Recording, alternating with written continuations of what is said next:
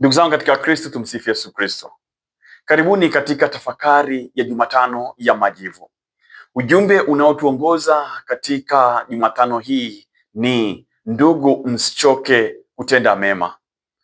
Kauli hii inatoka katika waraka wa pili wa Mtume Paulo kwa Tesalonike, ile sura ya 3 aya ya 13. Masomo yanayotuongoza katika siku hii kubwa sana katika kanisa. Somo la kwanza linatoka katika kitabu cha nabii Yoeli, ile sura ya pili aya ya 12 hadi ya 18, na somo la pili linatoka waraka wa pili wa Mtume Paulo kwa Korinto, ile sura ya 5 aya ya 20 hadi sura ya 6 aya ya pili. Injili ni Injili ya Mathayo, ile sura ya 6 aya ya kwanza mpaka ya 6 na ile aya ya 16 hadi ya 18. Ndugu zangu, naomba tuelewe ukweli huu. Baraza la Maaskofu Katoliki Tanzania, yaani TEC, limetupa ujumbe wa kutembea nao katika kipindi chote hiki cha Kwaresma, kipindi cha siku 40 za kufunga, kusali, kutubu na kutenda mema.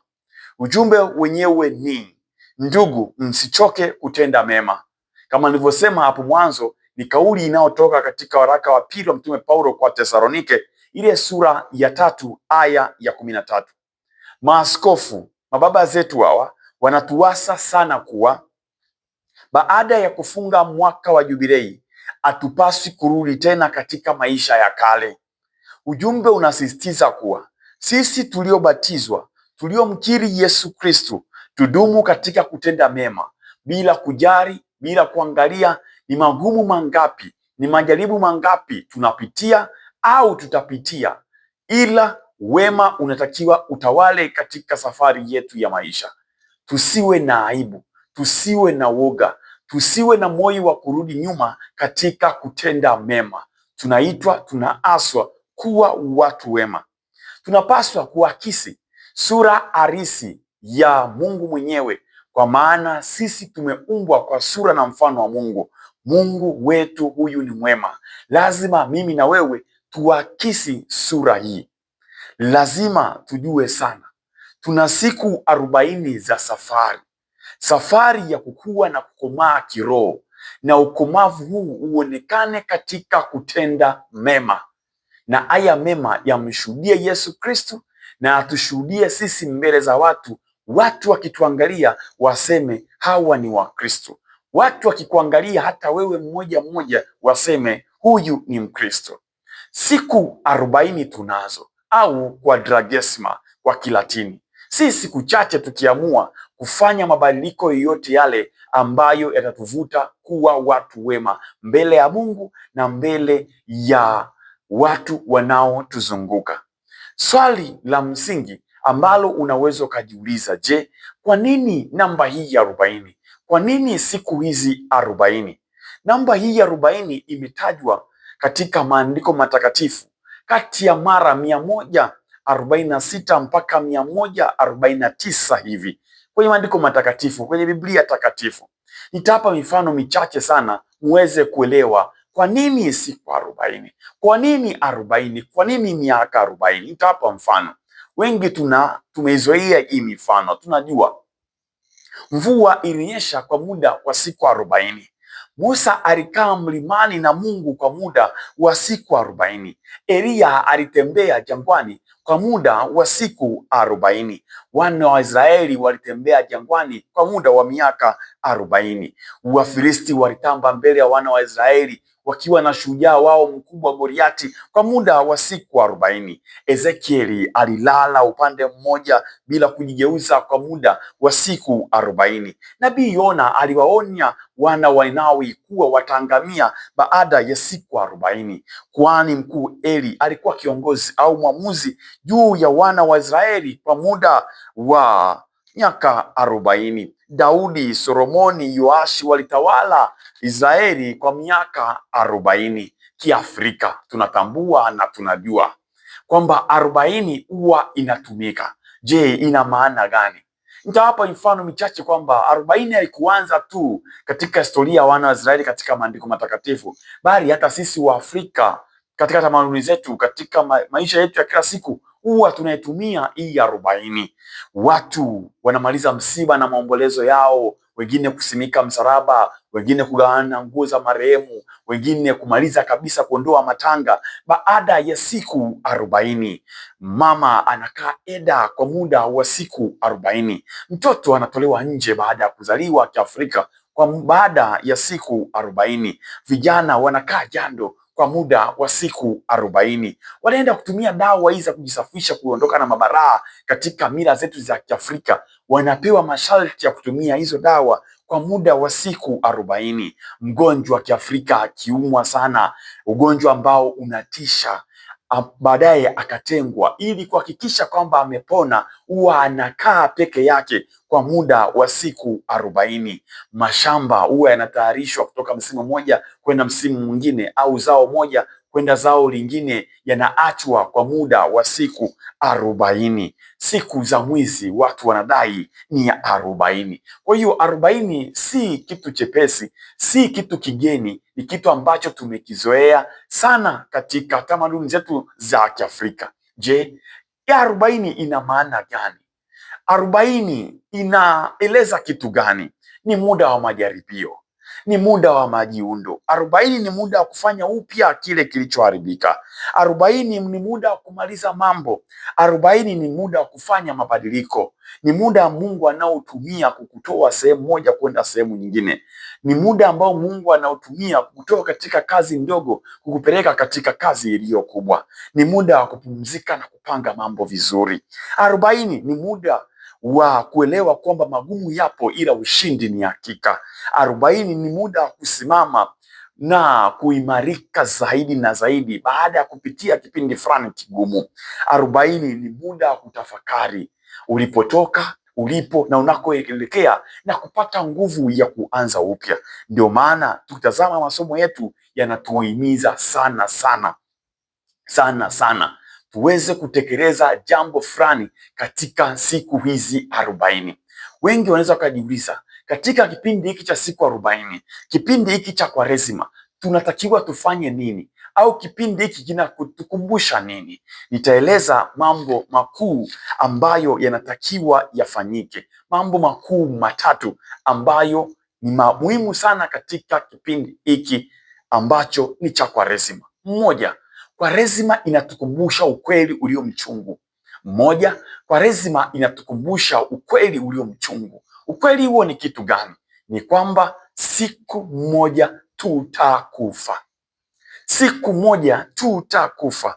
Leo hii nikwambie ukweli, tunapakwa majivu usoni na sauti ndogo ile aliyobeba uzito tafakari kubwa inafanyika au inasikika, huku ishara ya msalaba ikipigwa katika paji zetu za uso. Ni sauti ambayo ina tafakari kubwa. Sauti hiyo inatuambia nini? Huku tukiwekewa ishara ya msalaba, sauti hii inatuambia, kumbuka wewe u mavumbi na mavumbini utarudi. Kumbuka wewe u mavumbi na mavumbini utarudi. Au unaweza kusema, mwanadamu kumbuka u mavumbi na mavumbini utarudi. Kitabu cha Mwanzo ile sura ya 3 aya ya 19. Tukihudhuria misiba huwa tunaalikwa au tunakumbushwa sana juu ya hili. Padri huwa anaweka udongo juu ya jeneza lililo ndani ya kaburi na kusema wewe ni mavumbi, utarudi kuwa mavumbi, lakini Bwana atakufufua siku ya mwisho. Huwa tunaalikwa pia na sisi kuweka udongo, kufanya vile vile. Huwa kiukweli ni maumivu, huwa kiukweli ni uchungu usioelezeka. Ni kana kwamba unaweka udongo katika mtu ambaye unafikiria kwamba hautamuona tena, hautamsikia tena, hautaona tabasamu lake tena. Yaani ndiyo basi unaweka udongo. Kwa wale tuliohudhuria msiba au tuliopata msiba, huwa ni maumivu makubwa sana. Ile sauti ya udongo inayopiga jeneza huwa inaongea sana. Na baada ya hapo unakuta baada ya ndugu kuweka, watu wanakuja, vijana wanafukia kwa nguvu ile sauti ya udongo unaogonga jeneza ambalo ndani yake kuna mwili wa ndugu, jamaa, rafiki, baba, mama, kaka, dada, mtoto. Ile sauti ya udongo huwa inaumiza sana sana sana. Ndugu zangu, leo tunapopakwa majivu, tunaalikwa tena kukumbuka maumivu yale yale, tunaalikwa tena kuhisi maumivu yale yale na kuyafanya maumivu yale yatusaidie tutubu na tuweze kubadilika, kwa maana siku moja si tu tumezoea kuweka udongo, bali sisi ipo siku tutawekewa udongo. Ukweli huu juu ya kifo lazima tuuone leo ili utusaidie kuwa wema kwa wenzetu. Ukweli huu utusaidie kuwa wanyenyekevu, tuishi kwa upendo, tusamehe na tusaidiane. Ipo siku moja tutawekewa udongo na watu tusiowajua, tutawekewa udongo na wale wawezekana tuliowatukana, tutawekewa udongo na wale tuliowadharau, tutawekewa udongo na wale tuliowaona hawafai, tutawekewa udongo na wale tuliowachukia, tutawekewa udongo na wale tuliowachongea wakafukuzwa kazi, tutawekewa udongo na wale ambao tusingetamani kuwaona. Leo tunapowekewa ishara ya msalaba na kukumbushwa hilo, tujaliwe moyo wa kuwa wema. Tunakumbushwa kwamba dunia hii tunapita tu. Uchungu ambao huwa tunaupata tunapowekea wengine udongo utusaidie kukumbuka maneno ya mzaburi anaposema, utufundishe kuzihesabu siku zetu vyema, tujipatie moyo wa hekima. Ile Zaburi ya 90 aya ya 12. Kumbuka, kukumbuka kifo si kuogopa, bali ni kuwa na hekima na kujua kwamba ipo siku moja mimi nitarudi mavumbini, ipo siku moja mimi nitawekewa udongo. Si kuogopa, bali ni kukumbuka. Mtakatifu Fransisko wa Asisi alikiita kifo dada kifo. Akukiogopa, maana alikabidhi maisha yake kwa Kristo. Alijua kabisa kwamba matukufu ya dunia hii yanapita, bali Mungu hapiti kamwe. Lazima na sisi tukumbuke kwamba matukufu yanayotupa kiburi, uzuri wetu, vyeo vyetu, yote yatapita. Mtakatifu Inyasio wa Loyola anasema, na aliamini kuwa tafakari juu ya kifo ni tafakari ambayo inamweka mtu peke yake kama alivyo mbele ya Mungu. Lazima kila mtu atenge siku ya kufanya tafakari juu ya kitanda cha mauti. Mavumbi hayapeperushwi na upepo, ni mepesi sana. Tunakumbushwa kuwa kila kitu kitapeperushwa. Mavumbi upeperushwa na upepo. Kama nilivyosema, mavumbi ni mepesi sana, yanapeperushwa. Lazima tukumbuke, uzuri wako utapeperushwa, umaarufu wako utapeperushwa, kazi yako itapeperushwa, utajiri wako utapeperushwa, uongozi wako utapeperushwa, utukufu wako utapeperushwa, majivuno yako yatapeperushwa, kiburi chako kitapeperushwa. Ipo siku utakufa. Mkabidhi Mungu maisha yako na kuwa mwema. Ndugu zangu, tusichoke kutenda mema, kwa maana haya yote ya dunia yanapita. Mavumbi yanatukumbusha hiyo, majivu yanatukumbusha hiyo. La pili ambalo tunakumbushwa katika kipindi hiki cha Kwaresima, hasa katika Jumatano hii ya majivu, ni toba. Majivu yanatukumbusha hasa tena na tena kile alichofanya Ayubu. Kitabu cha Ayubu ile sura ya 42 aya 6.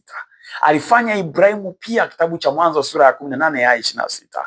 Alifanya Tamari pia, kitabu cha pili cha Samueli ile sura ya 13 aya 19. Walifanya wana Ninawi, kitabu cha Yona ile sura ya 3 aya ya 6. Alifanya Mordekai ile kitabu cha Esther sura ya 4 aya ya kwanza. Alifanya Danieli ile sura ya kitabu chake ile sura ya 9 aya ya 3. Ndicho alichofanya yule mtu wa Benjamini aliyekimbia kutoka mstari wa mbele wa vita kuja Shiro, kitabu cha kwanza cha Samueli ile sura ya 4 aya ya 12. tunakumbushwa kutubu, tunakumbushwa kutubu, tunakumbushwa kumrudia Mungu, tunakumbushwa kukimbilia huruma ya Mungu. Sauti ya Mungu inayosema nirudieni mimi kwa mioyo yenu yote, kwa kufunga, kusali na kuomboleza inasikika tena katika kipindi hiki. Kitabu cha nabii Yoeli ile sura ya 2 aya ya 12. Mungu hatutaki tufanye makubwa sana. Mungu anataka turudi. Hataki tufanye matayarisho makubwa sana. Mungu anataka turudi. Anataka tukubali kuwa tunahitaji huruma yake, tunahitaji msamaha wake, tunahitaji msaada wake, tunahitaji upendo wake. Mtakatifu Agustino wakati au baada ya kutubu anasema, nasikitika sana kwa kuchelewa kupenda Mungu mwema na mzuri tangu mwanzo. Ndugu zangu, tusichelewe kumpenda Mungu, tusichelewe kurudi kwake na kuonja upendo wake. Nafasi ndio hii, turudi, tufanye mabadiliko ya ndani sana, tuanze upya. Mungu anatupenda. Ni kipindi hiki cha Kwaresima, lazima tutambue kuwa kwa Mungu la kuvunda lina ubani.